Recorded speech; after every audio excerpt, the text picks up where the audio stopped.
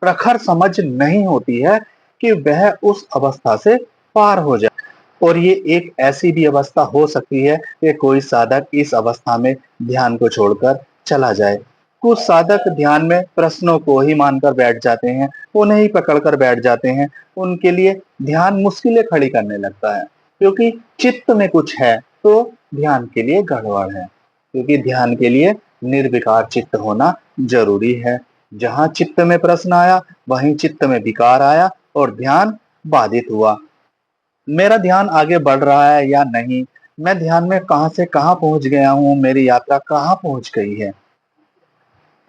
इसी प्रकार की भ्रांतियों में साधक उलझे रहते हैं। अब कुछ दृढ़ निश्चयी साधक होते हैं जिन्होंने दृढ़ निश्चय कर ही लिया है कि हमें रुकना नहीं है, हमें आगे ही जाना है।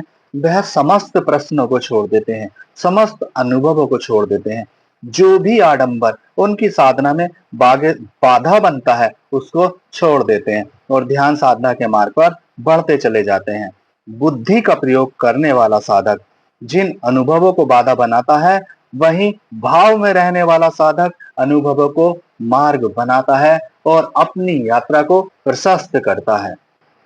जिस प्रकार संसार में विद्यालय हैं मनुष्य को पढ़ाने के लिए, लेकिन उस प्रकार का कोई विद्यालय ध्यान के लिए संसार में नहीं है, क्योंकि व्यक्ति के चित्त के अनुरूप, उसकी चित्त की अवस्था के अनुरूप उस पर ध्यान के प्रभाव घटते हैं, उस पर ध्यान के प्रभाव उतरते हैं। जैसे कि आप प्राथमिक अवस्था में जब ध्यान करते हैं, तो आपके शरीर के अलग-अलग हिस्से सुन्न हो जाते हैं। किसी के हाथ सुन्न हो जाते हैं, किसी का पैर सुन्न हो जाता है, किसी का सर सुन्न हो जाता है, किसी का दायां हिस्सा फड़कता है, किसी का बायां हिस्सा फड़कता है। तो ये सब ध्यान के पड़ाव हैं। ये